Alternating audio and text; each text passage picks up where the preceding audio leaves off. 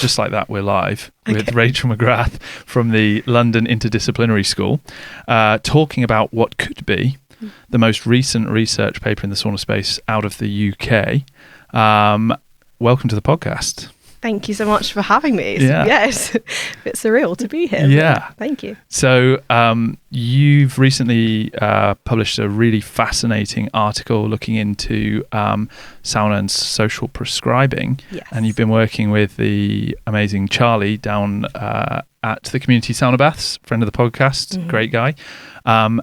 Give us an overview. Give us the abstract. Okay, the abstract of the paper. Okay, so and I must say, also working with Polly, because she's really the magic behind the social prescribing scheme.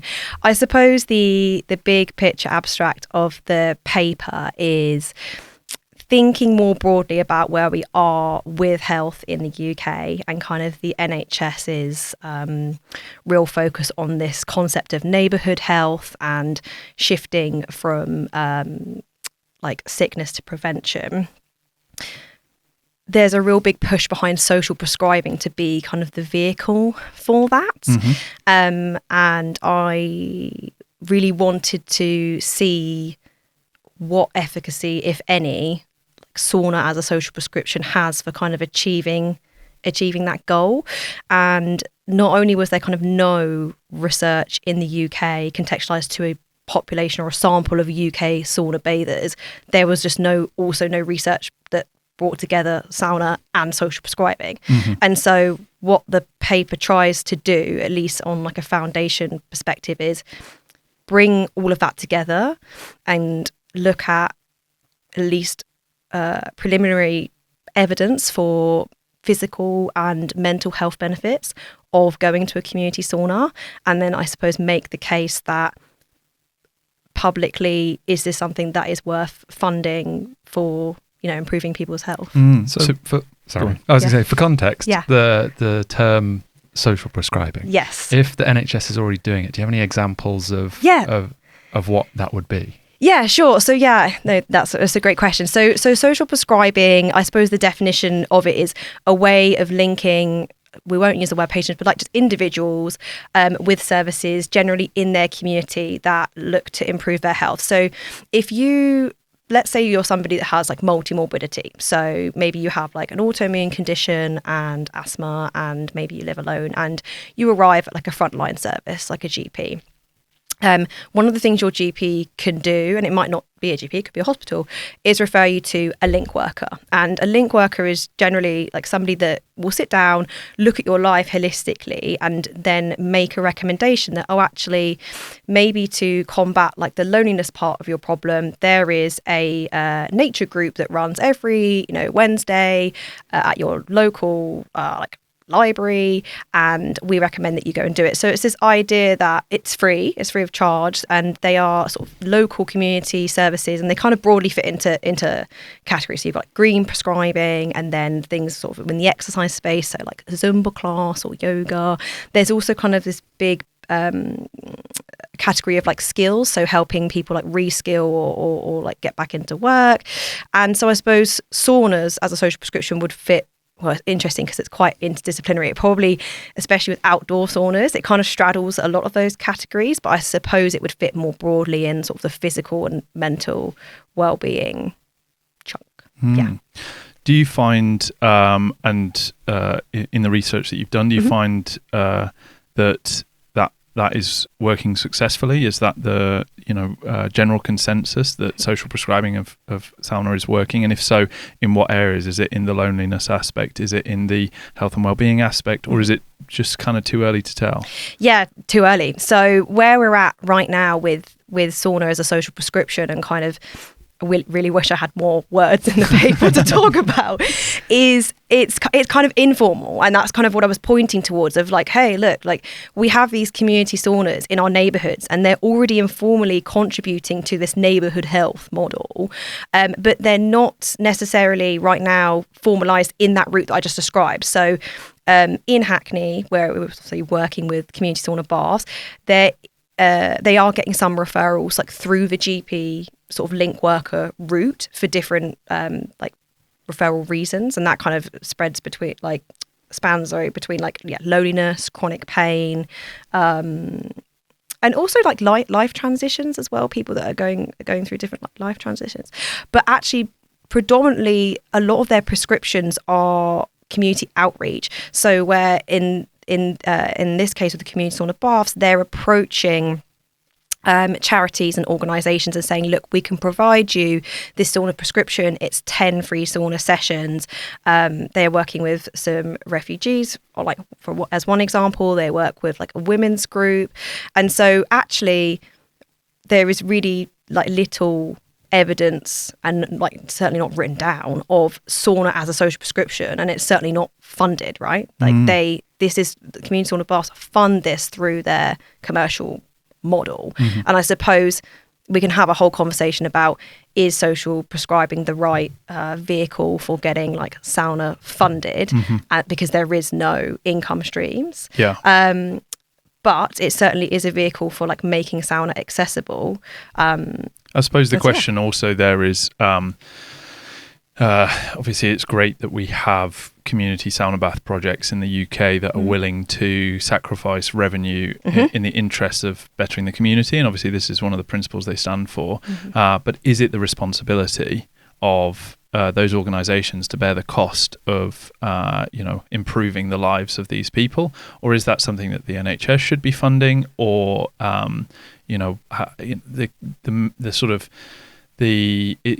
does this shift the burden of responsibility onto well-meaning individuals as opposed to treating things at the cause?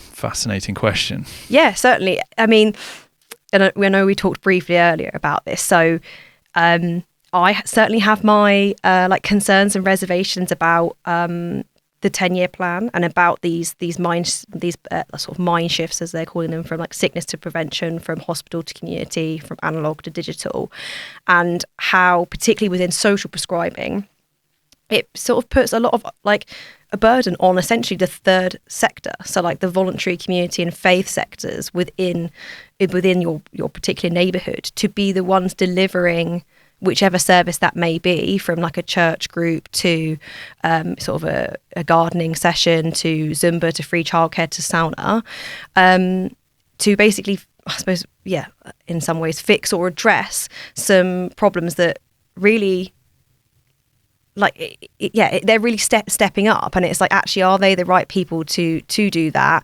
Also, where does the kind of responsibility start and end, particularly in that sauna context? So if you're getting people referred in who have, for example, mental health problems, or have like access issues, like real issues of like getting around the site and needing help, like where does your responsibility as a sauna operator like start and finish? So is it as soon as they get referred, or is it when they arrive at the door, or is it and when they finish their session? And you're sort of taking on in some way that individual person's story, and like really playing like a pivotal role in it. Duty of care. Yeah, exactly. I suppose as it becomes more structured, and that duty of care is transferred, that it does then become more of a service. And if that's the case, then does it feel more transactional? And are these people then expecting something out of it, that if they don't get, there's, where there's a blame, there's a claim kind of culture in the UK? There's a magic bullet element of it, which is that, the benefits of long-term health benefits of sauna are observed through very regular sauna usage. And we talked about this before, that in the UK, that typically, once a month is probably an average, right? And a lot of the studies are like looking at the difference between 1 to 2 times per week or 7 times per week, so there's this idea that if somebody goes there and makes it a habitual part of their weekly or daily well-being practice, then it could have an impact. But if they're expecting to go there and be sort of healed as if they'd gone on some sort of shamanic transformational journey, that's just not going to work. This is a really interesting point, and kind of this is what I talk a bit about in the paper and the kind of ongoing work we're doing now with Charlie and Polly is like, by no means am I coming at this from a point of view of like social prescribing is the silver bullet. And certainly like sauna, if we just put everyone in the sauna 4 times a week, like we'd fix everybody's problems. That's certainly not like my view. And kind of what this paper has shown is, as you say, like people are sauning maybe once a month. And then the next sauna frequency that's most popular is rarely. Then it's weekly. Like 25% of people, or 25% of like the 1,800 people in this went weekly. And those are people that are already in the community. So we're certainly not at a point where we can kind of conclude nor confidently say that the benefits, like the sauna health benefits, whether physical, mental, whole body, that we're seeing in Finnish populations apply to us, because we would need to increase frequency. So there's that part. And then there's like the formulary question, or the formula, like when I had a conversation with William Roberts, who's the CEO of the Royal Society of Public Health, one of the problems of social prescribing more generally, and then this is kind of what we're trying to work out with Charlie and Polly right now, is what is the formulation of a sauna social prescription? So currently they offer 10 free sessions. So 10 single sessions, but obviously in a communal setting. But they don't have, like, what's the framework behind that? So if someone does 2 sessions and then they don't come back, like, is it the responsibility of the sauna or the link worker or the third party organisation to sort of encourage that person, like, oh, you keep going, you know, how do you track that? And also on that, it's like, what evidence do we have that 10 free sessions is the right formula? And is that the right formula for particular types of referral reasons? And so what I think we really need to understand in the sauna world, and for those saunas across the UK and Ireland that are doing sort of sauna health programs, is like, what works for who in what context? And that's kind of the next research project we're going to look at, of like, and also what's commercially viable, because you need to have that conversation, in the sense that if a sauna social prescription scheme works where, you know, essentially fully customers that pay full price are, you know, therefore paying in some, like in a circular economy way, for people to have a sauna for free, is 10 free sessions commercially viable? Is it scalable? And also with this kind of research, and kind of my suggestion to Charlie and Polly is like, should it be 5 free sessions and a community sauna ritual? Like, so much shifted in that ritual in terms of people's well-being over time. Do they need 10 free sessions on their own? Do they need like a ritual once a month? Like, what is the formula? So I think for me at least, that's the next big question. I think it's really telling. I had a moment where I just suddenly reflected that we do actually get some listeners sort of internationally. We get quite a lot of international. Yeah. And I just suddenly thought how British it is for us to dive straight into the practicalities of the NHS scaling this up. Yeah. And that actually, if someone was listening from overseas, that there is this weird British psyche where, like, it feels like there's ownership over the NHS. It's funded by the taxpayer. Therefore, everyone has an opinion on how it should be run.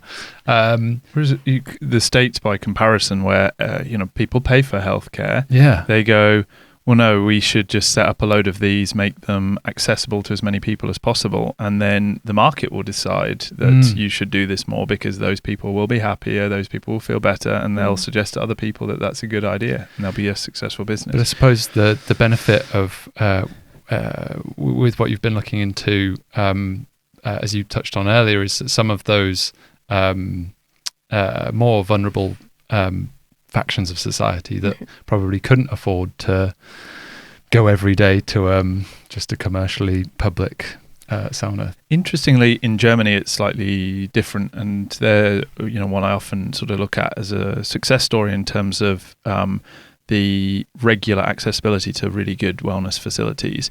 And I've heard mixed stories, and I'm still trying to work this one out. I was advised by a number of people that in Germany they subsidize that, the government funds an element of it. And then I've heard from other people that no, there is no subsidizing. I think the truth is that the municipal pools and spas are subsidized to offer their services through local council and local what do you call them? Bund. Like boroughs or yeah, like they're sort of Parishes? Larger scale. They're Provinces, provinces, provincial support. That there is money available to those select facilities that are essentially council run, but and they still obviously charge a small fee. But the average, spa, you still have to pay for, but the level, even if you go to the German municipal places, their sauna and cold plunge setups that they have, even at a municipal level, are phenomenally well equipped. So then it sets a precedent that it has to be the absolute minimum. And so when you go to a lot of these amazing, and I often say to people, if you want to look at like wellness as an experience, go to a lot of these German wellness places.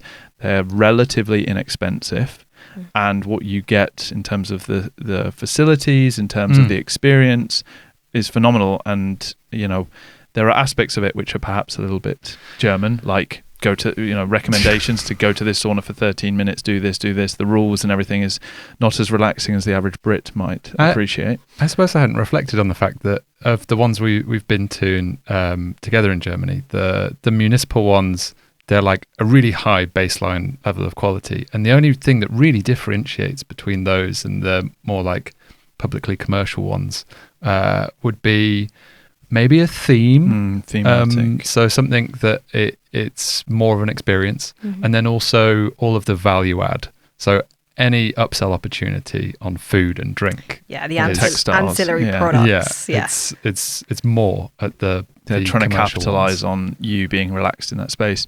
Yeah, and I think it is interesting to see where this will go. But just going back to your research.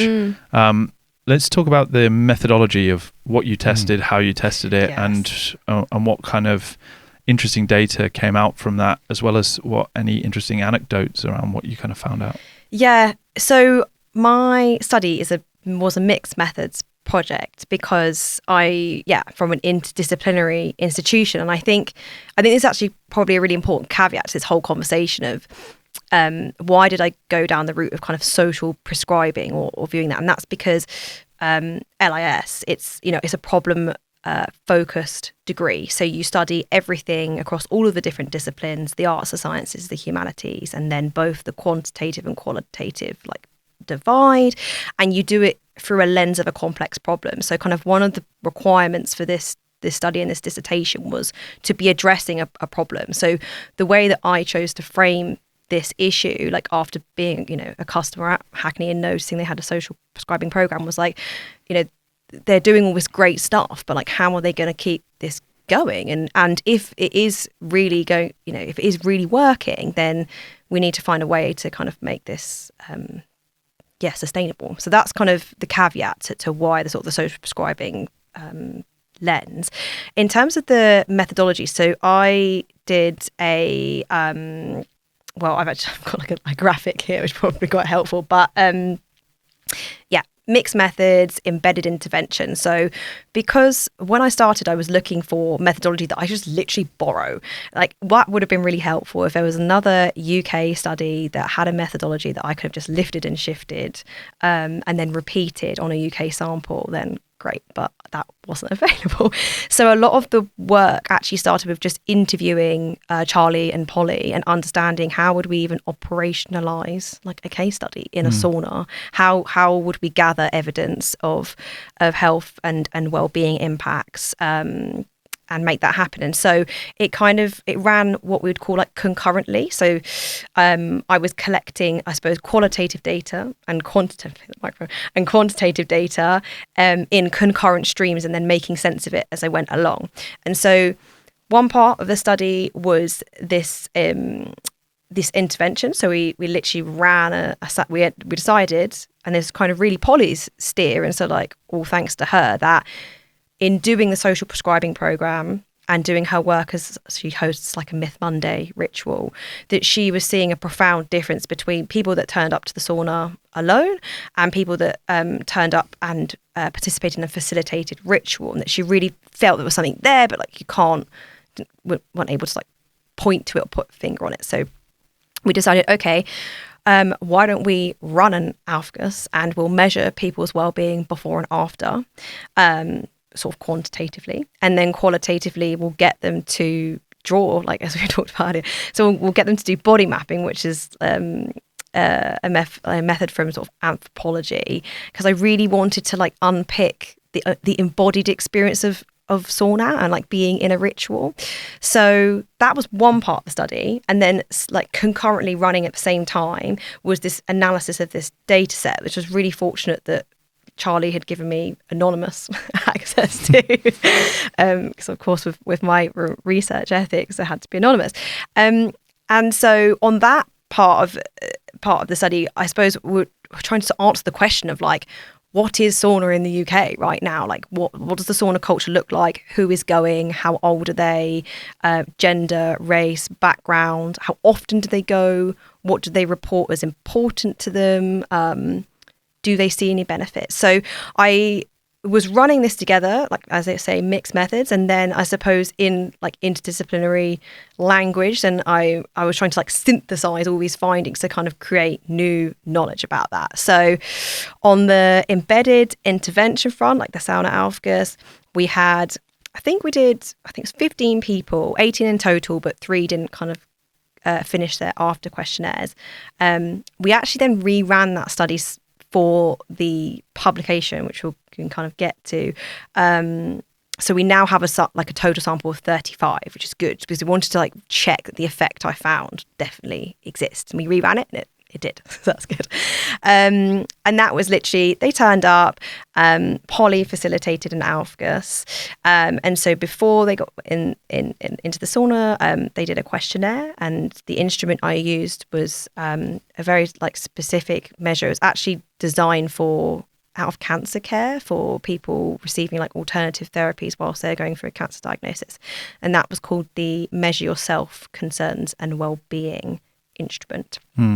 And so what that's designed to do is capture 2 worries or concerns very separately. So not like, I'm not sleeping and this, like, you know, sleeping and say finances, and it's across the whole board of someone's life.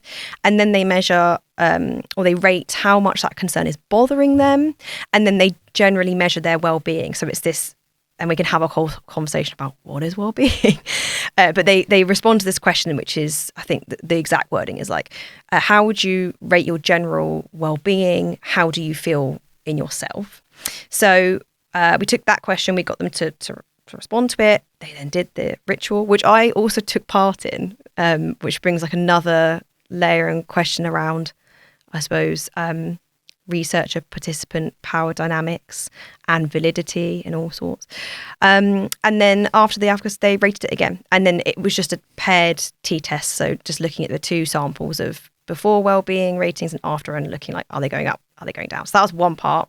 And then, yeah, and that took, I'm not going to lie, it took like 6 months to come up with that design, because no one had done it before. Yeah. So it was actually quite difficult, like recruiting participants, getting them to consent, and then, you know, like even getting people to like want to take part in like being an aufguss with the researcher, not naked, I will say, like it was clothes. Yeah. Like, there's that part. But anyway, so that was that part. And then the big survey analysis, what I really hope to do, and yeah, what we have now built upon, so we'll say like we've reworked the data, was I was looking to understand how self-reported improvements in both physical and mental health, which was like a binary measure. So they'd been asked, have you seen any physical health improvements from the sauna? Same for mental health. And it was yes, no, not sure. That was it. Yes, no, not sure. But then I had all this demographic data of like, who are these people? I also had information on how they rated their sense of belonging in the space. And so initially what I'd hoped to produce was kind of these models, these regression models that looked at, as I control for things like age, race, how often you come to the sauna, whether you have disclosed a health condition or a disability, how does that affect your perceived physical mental health outcomes. But that, like the way in which the data was collected did not fit like the underlying assumptions of that model. So in the end, I had to sort of step away from that, and we've returned to it now, and just look at, is there a relationship between how often you sauna and what you report in terms of your physical and mental health benefits? And if there is a relationship and it's significant, which there was, what's driving that significance?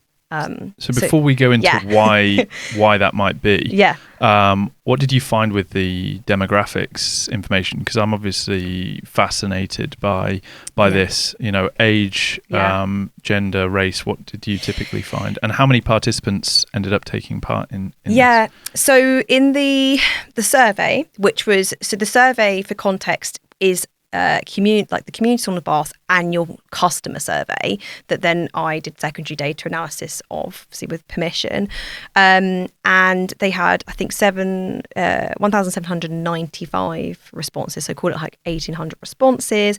About 1,100 were female, about 600 were male, and then we had also the rest was kind of either non-binary or they didn't want to disclose their gender, so quite heavily weighted towards women. And then similarly with the age demographics, like 56% were 25 to 34, which is interesting in of itself because of all of the press around sauna being the new pub, and so you can start to really unpick all of that. Race wise, predominantly white, like if not nearly all.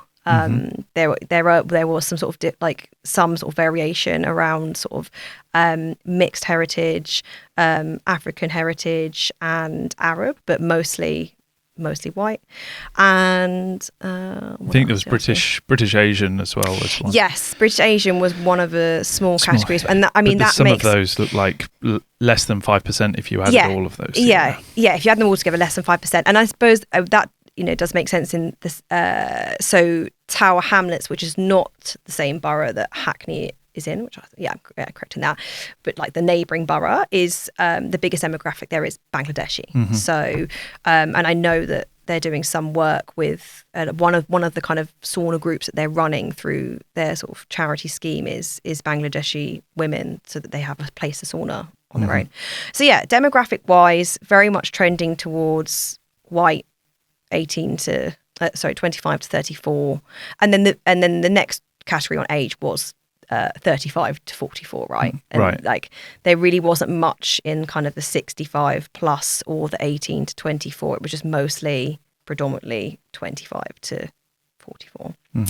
I can't remember what else you asked me. Were there any on the demographic side? Was there anything around education, class, or anything like that? Yeah, there was, and like I did all the coding for it, but again, kind of owing to kind of scope and what was relevant for the hypothesis I was looking at, I didn't include it. So, but I have the data. It's like trying to like protect the data. Yeah. So predominantly employed, if not self-employed, very little unemployed or kind of other statuses. So like on maternity leave or long-term sick. I don't think they collected. No, I think I'm right in saying they didn't collect kind of like. As you say, like degree level, for example. Demographic data in terms of where people were living, so mostly East London, unsurprising because it was based there. Yeah, I mean they've got 6 sites, I think verging on 7 now, but Hackney really is kind of the hub.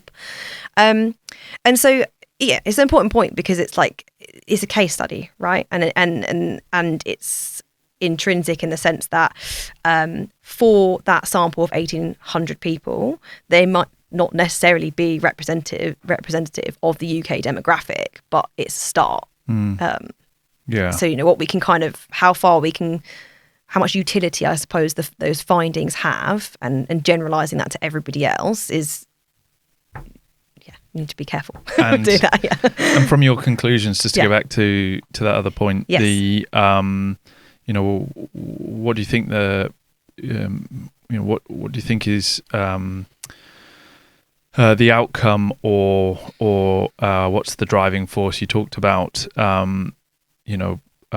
yes, there is this positive association and with well-being. What do you think the cause is? Were you able to sort of get a feel for that, or cause and is that effect conjecture? Yeah, no. So like as I said sort of earlier when we were chatting, like my hope with this study, and it being at an undergraduate level, right, and it's not usually required to even produce research, was kind of a sketch towards someone doing this that has funding. and so I was not looking kind of with a I suppose like a biomedical lens of, okay, so we've got this significant effect. So with the people that underwent, that's not the right word, the people that went and did the aufguss, right? So predominantly, as at 15 of 18, had an increase in their self-reported well-being. So their well-being went up afterwards than before. And I suppose all we can really say, if you're being a good social scientist, is like, there's an effect here. We just don't know why. And so we can make kind of inferences around, is it the liminal space of the sauna that, you know, kind of when you go into this space and you, it's kind of, so it's not between like worlds, but it's something about the environment that allows you to kind of just like open and transform? Or is it because it was facilitated? Is it because of how many rounds there were and the temperature that those rounds were at, and like exactly which scents were used and whether you had whisking or not whisking? Like those are things that I didn't have the privilege to look into, and would like all those co-founding variables that someone else I really like hope will take the mantle. And then on the survey side of things, so yeah, the conclusions that there was a significant effect between how often you sauna and both your physical and mental health, or like your perceived physical and mental health benefits. Actually, a lot of that significance, because it was a chi-square test, and I had to sort of look at the residuals to see like where is that coming from. So which combinations of, say for example, you said, yes, I see mental health benefits and I sauna monthly, and then no or not sure about physical health benefits and I sauna weekly. So it's then trying to unpick which of those combinations were driving the significance. And what was surprising was that the significance in that test is coming from essentially people being unsure. So low frequency bathers, you know, the biggest like the most popular frequency was monthly, and then rarely, then weekly, and then daily. One person daily of the whole data set. And so what was driving the significance was, especially on the mental health side, those that saunaed weekly and monthly reported mental health benefits in line of what we would expect if there was no effect, if that makes sense. So like in line of what we would. And then on the physical health, the low frequency bathers, so the rarely and the monthly, in a sense, they were either reporting no or not sure, so really dragging that down. And so yeah, there's only so far you can go, and that's kind of what I sort of pointed to, the sort of the rework we're doing with the data in the separate paper. It's only so far I could go in assigning cause, and then there's this whole conversation of like correlation does not equal causality. So one thing I was really careful about in kind of the wrapping up of the paper was not making any like inferences or conclusions that just couldn't be backed up. You know, this is a descriptive mixed method study. We've definitely found something here. Would love to take it forward, but we don't know what's behind people's feeling that their well-being increases when they're in the sauna. And of those, you touched on earlier about the effect of whether it's been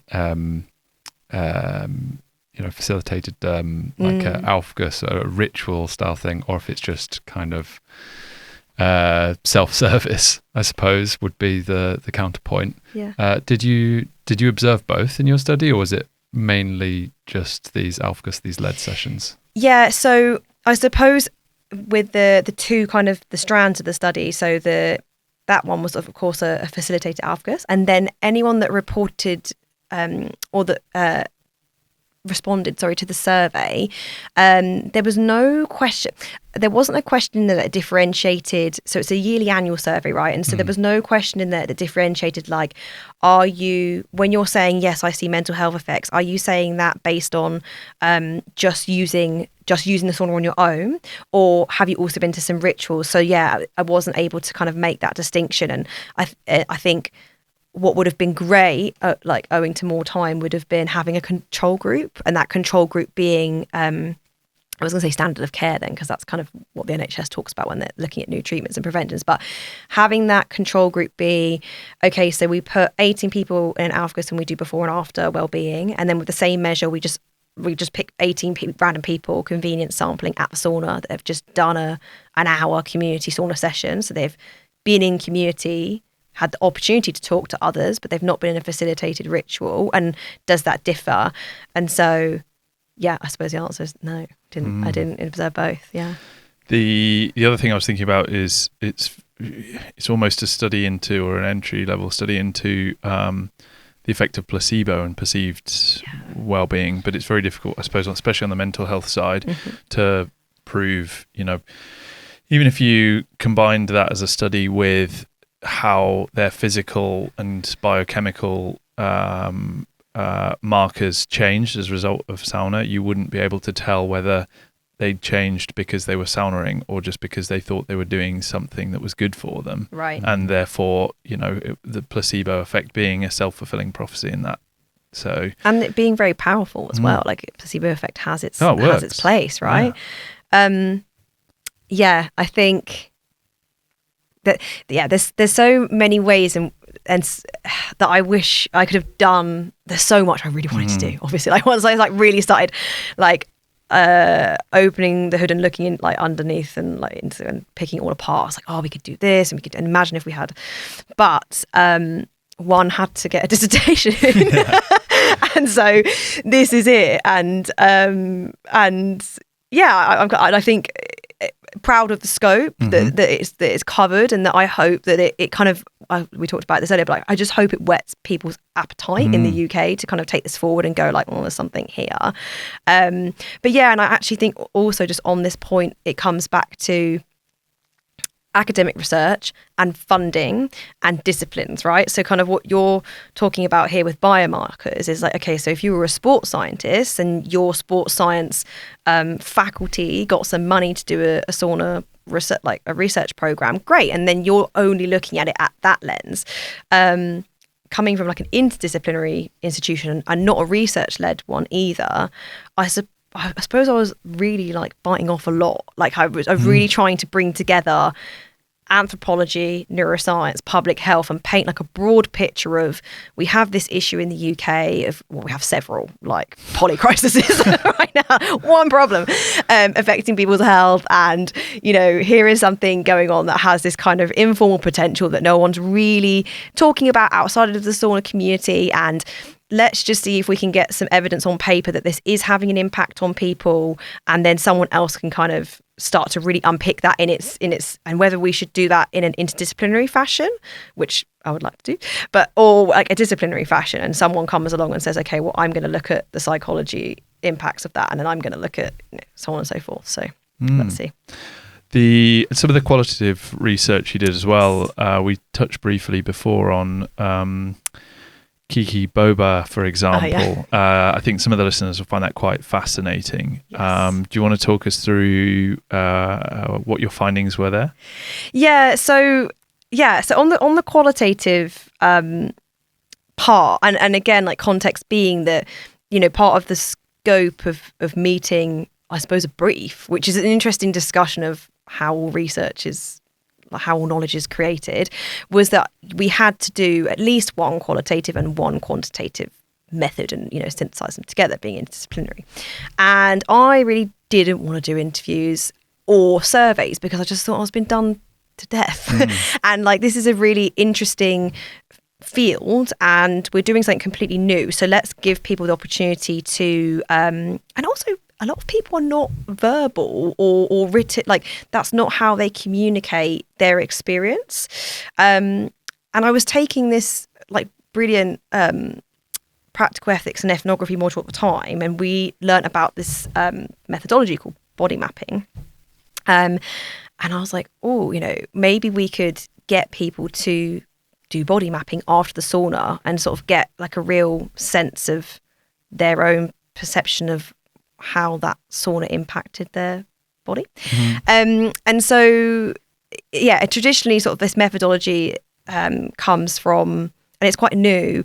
It was used in helping people like map trauma and process trauma, and obviously for ethical reasons that was not the scope of this study, and I made it quite clear that we were not going to be looking at people's trauma, and they could there was, if they needed help with that, then there was places to be referred to. But what I was interested in and end up adapting it to was whether after the sauna they could draw their bodies and basically map on it where they felt certain sensations or feelings or emotions.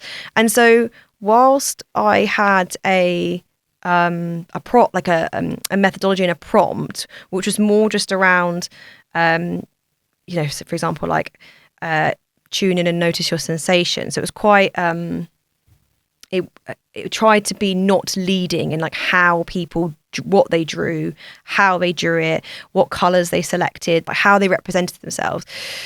What was interesting that came out of it is quite a few people in the sample intuitively decided to draw themselves before and after.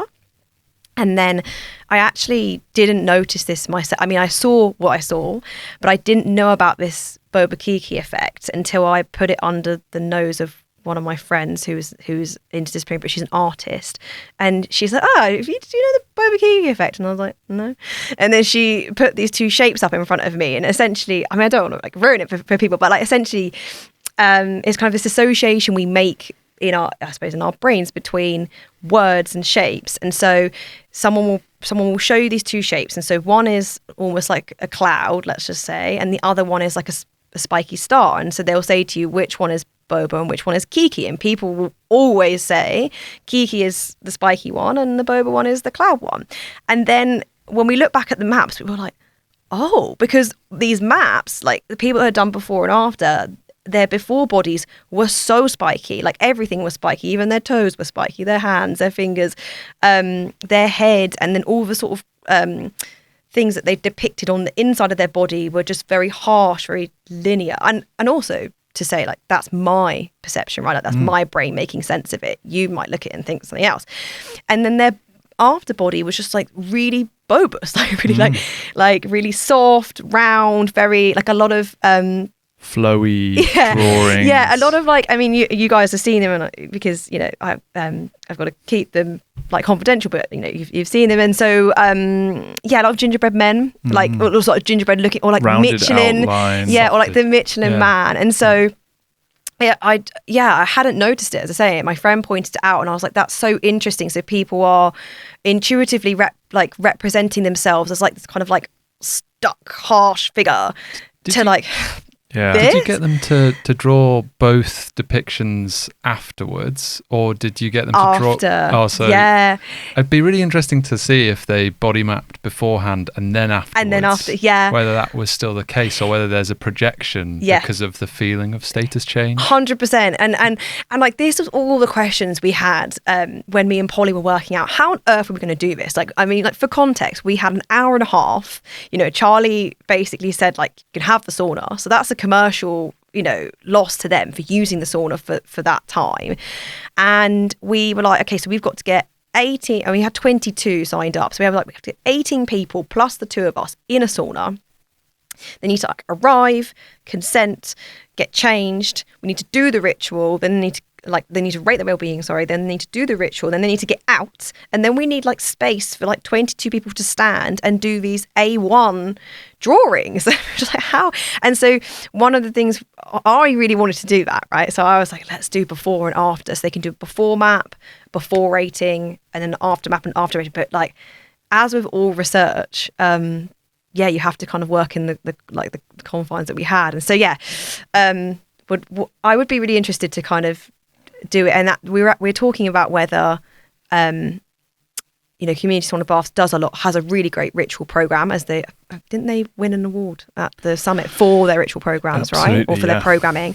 And so we're talking about whether art therapy is a big thing, and so is there a space for, do people want to do sauna and then drawing with their bodies? I don't know, we'll see. And so so to tail that off, essentially, people were doing very kiki and very boba before and after depictions of themselves, and and those that just chose to draw themselves after, not one of them is not Boba like. So they're all kind of like these Michelin men, quite flowy.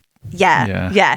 I mean, there's rounded. the whole rounded and soft and bulbous, and there's and the spirals and the arrows all going in the same direction, right? So like afterwards, a lot of people had kind of these arrows starting from their head going down into the ground, and those that had done before had similarly arrows but going up, or a lot of people had depicted like straight lines before and then afterwards swirls, a sort of like symbol of, I looked at that, I'm like, oh, is this a symbol of renewal? Is the spiral? Someone else might have a different interpretation, but yeah, it was interesting to see like the commonalities that arose from all of the maps. I noticed there was a focus specifically on I guess mind and heart beforehand, and then afterwards there's a lot more to do with the extremities and like a holistic view of a person. Yeah, massively. And I think that's one of the kind of themes that I talked about.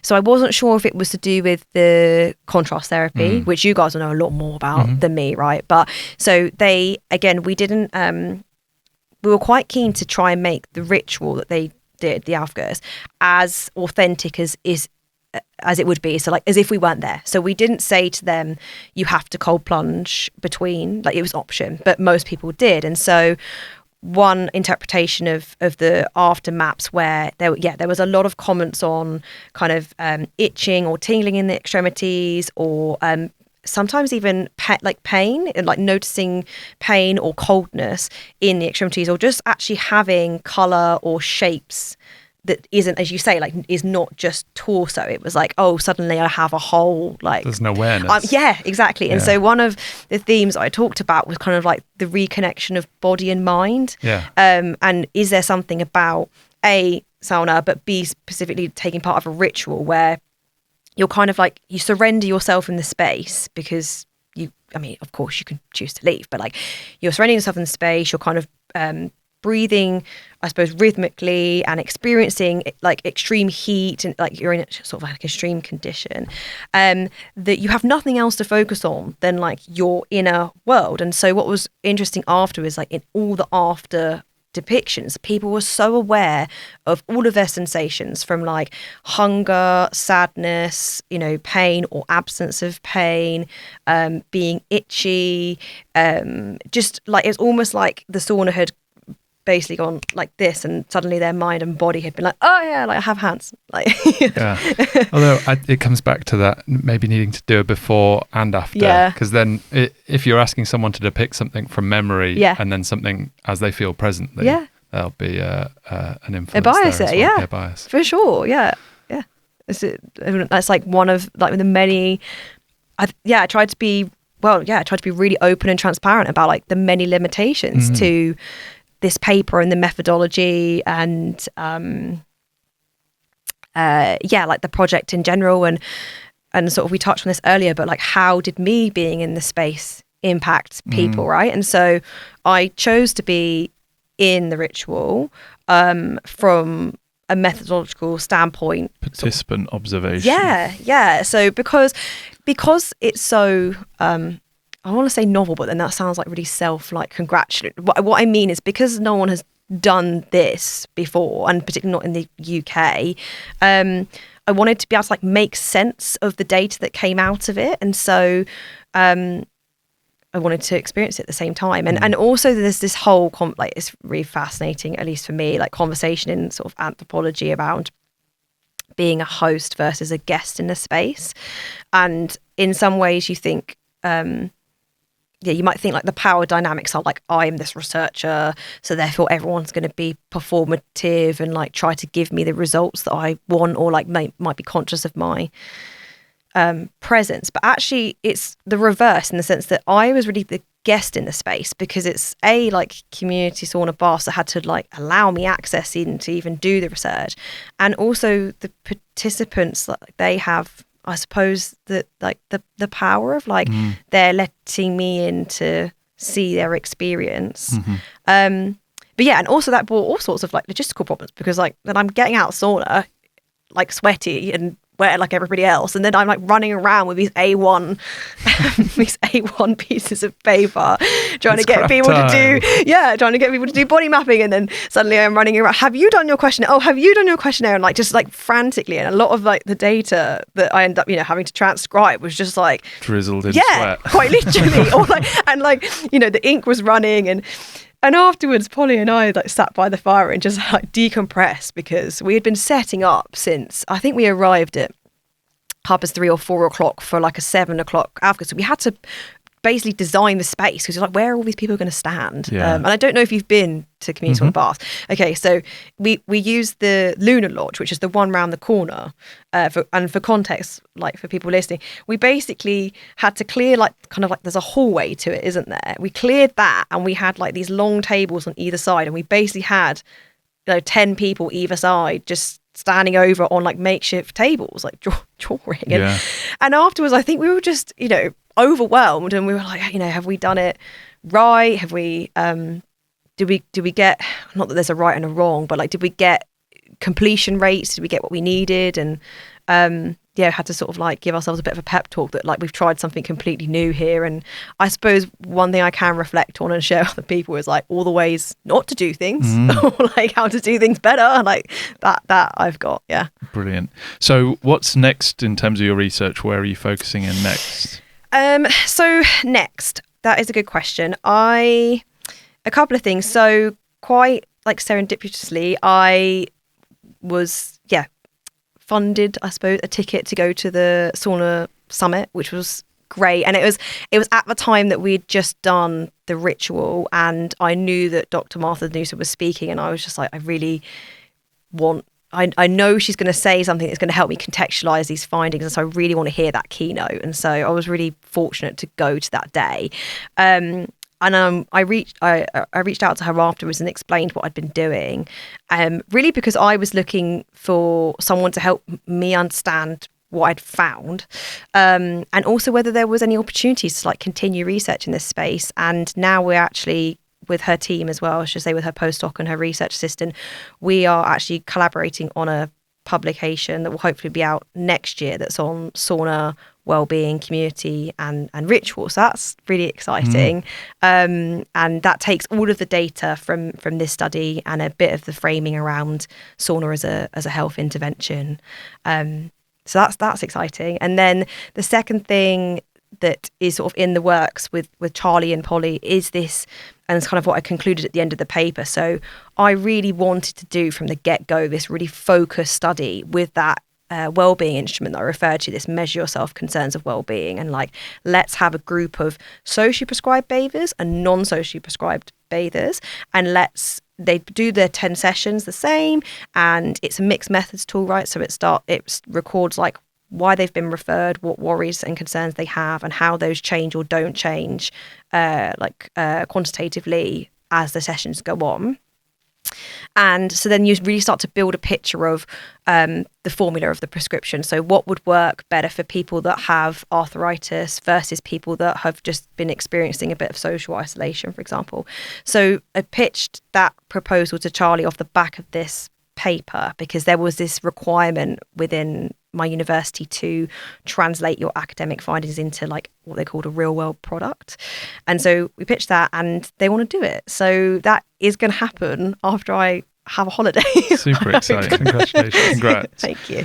Is there anybody you'd like to thank or shout out to anybody? Yeah, loads of people. Yeah. I won't put you on the spot to name everybody, but if there's anyone you want to... I did write an acknowledgements in the front of my paper, which took me way over word count, and I thought that'd probably get me in trouble, but I didn't at that point. I was just like, I gotta say it. I mean, huge thanks to Charlie and to Polly at the Community Sauna Baths, because when I approached them back in September, October of last year and said like, I really want to do some research on a social prescribing program, they just let me run with it. And literally we would not have done it without them, because of all of their like tacit knowledge on how to even work within the sauna. So huge thanks to them for kind of trusting me to execute this and also hopefully like put their like real work on display. My supervisor was amazing, Isaiah, if you're listening, on kind of guiding me through doing this project. And there was one point where somebody quite high profile at my university said that the project was boring, and I nearly gave it up.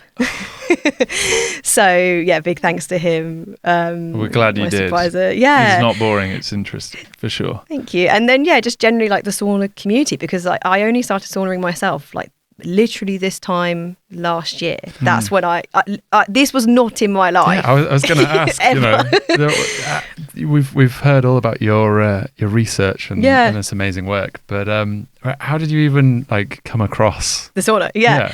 I suppose because my passion and like the reason I put my career on pause to come do this degree, like that's in this social impact space that's problem focused, is because I really wanted to pivot my background, which was in sort of digital transformation into health, and sort of as part of that is actually because I've had my own health struggles, as probably everyone does, right? But I have an autoimmune disease, so I'm always on the lookout for I suppose alternative ways of looking after yourself. And I came across the sauna in the summer of my second year, so quite literally a year ago, when I was really struggling to manage my stress, and I felt quite disconnected from myself and others. And also in London, there's quite like a connection problem, like to say the least. And so I just I don't even know how I found them, maybe on Instagram. I started going, and I was like, oh my God, this is amazing. And I'm like, prior to that, I really detested the sauna. Like, it's so dry and so hot. I would never go in them. I'd only go in steam rooms. And I went to that. I went to a couple, and then I did the sauna festival that the Saunaverse puts on. And I was like, oh, this is quite cool. And then I found out about the social prescribing program. I knew, I had my interests in health and community sort of approaches to healing. And I was looking, of course, for a topic to make into this final year of research. And so that's how I ended up reaching out and just said, like, hey, has anyone looked into this? Because I did some reading and I can't find anything in the UK. Wow. So that was kind of the basis. If anybody wants to learn more about your research, can they reach out to you on socials, LinkedIn? What's the best way to start those conversations? I would say, so my institutional email address is about to be deleted.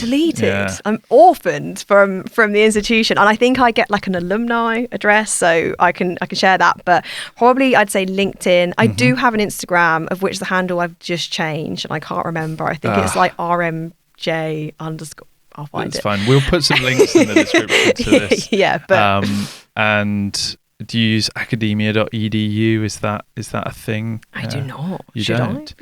I think that's where academics share. It's like social. It's a sad. Is this where I should be? Academic cul-de-sac for papers, and it's the LinkedIn of I did not know that. Well, I suppose. I mean, this brings into question. It's like, this paper in its current format is not going to be published. It could be made available on Google Scholar, or like if people want a copy, I'm very happy to send it out. But I am currently working out. I would like to start translating some of this academic findings into content. I'm just working out where that lives. So whether it's going to be my own Instagram, or there is a little sauna club that I run. It might be on that Instagram, Students That Sauna. So we'll see how that goes.